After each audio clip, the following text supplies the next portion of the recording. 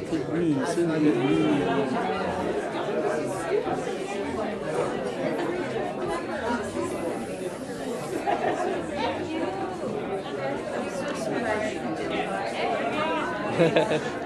the next reader is Henry Doyle.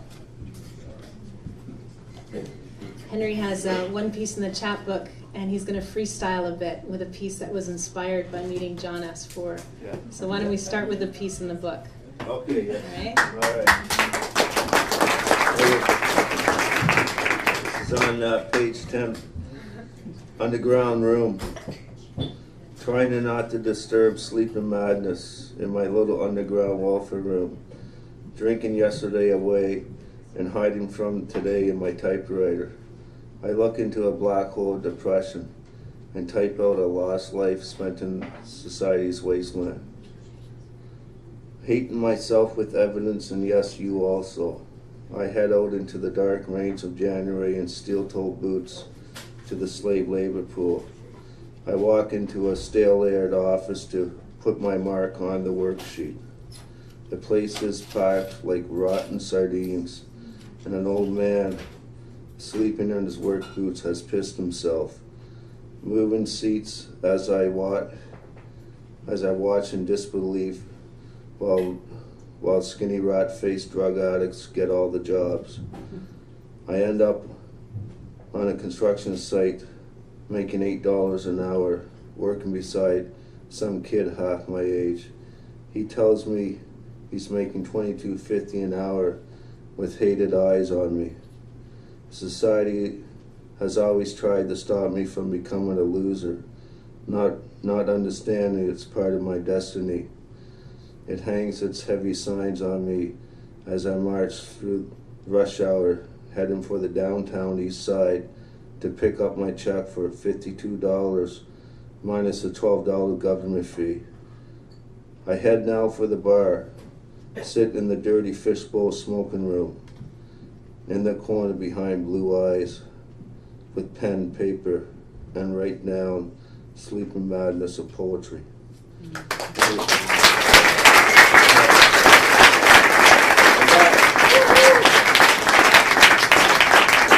I got this piece that, like, I keep a typewriter journal, and I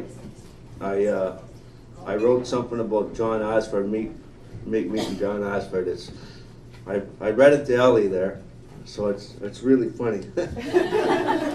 It's nuts. So, unfortunately, this is me. But anyways, it says, seeing John Osford. John Osford is reading his poetry in the main library tonight.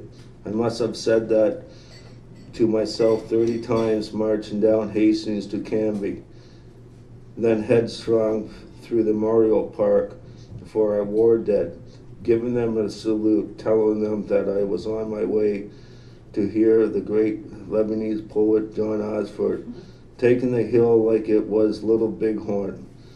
I was really worked up, feeling like a wolf out of his territory, thinking to myself that I haven't stepped on any lines on the sidewalks all the way up here, feeling that God should give me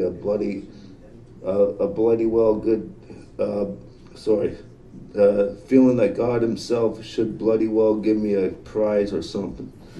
Looking way up at the Roman style structure, then stopped in my tracks as a man would come into a 1,000-foot cliff. Interlock bricks. the mortal enemies for nuts like me.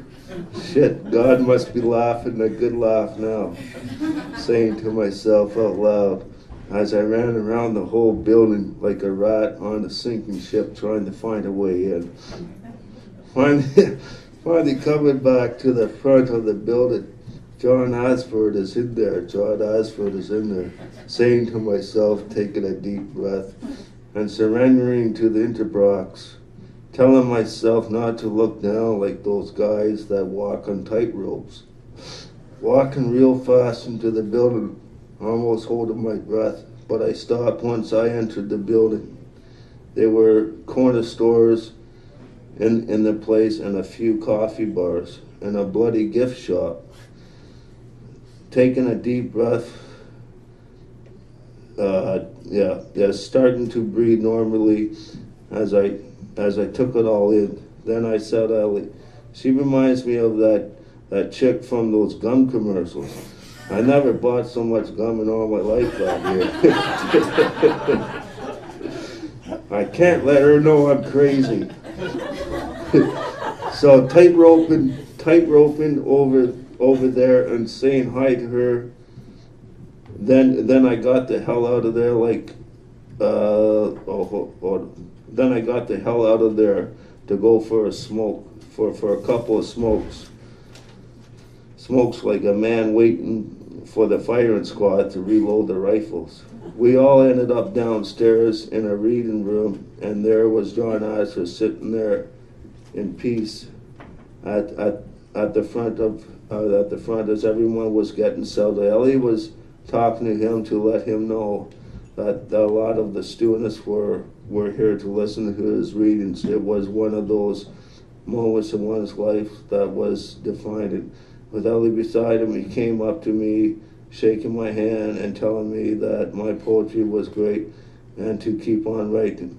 I felt that after many, more than 15 years of writing and this on the Skid Row and 15 years of writing and the Skid Row madness lifestyle I've been living, there has finally made it. I made it over that first huge wall, only to realize that there was another 1,000 more. With little bighorn on my mind, I stand my ground as I now start to climb the second wall. Thank you.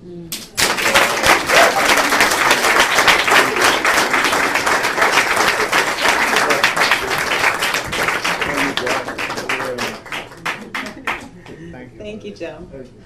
No more gum for me.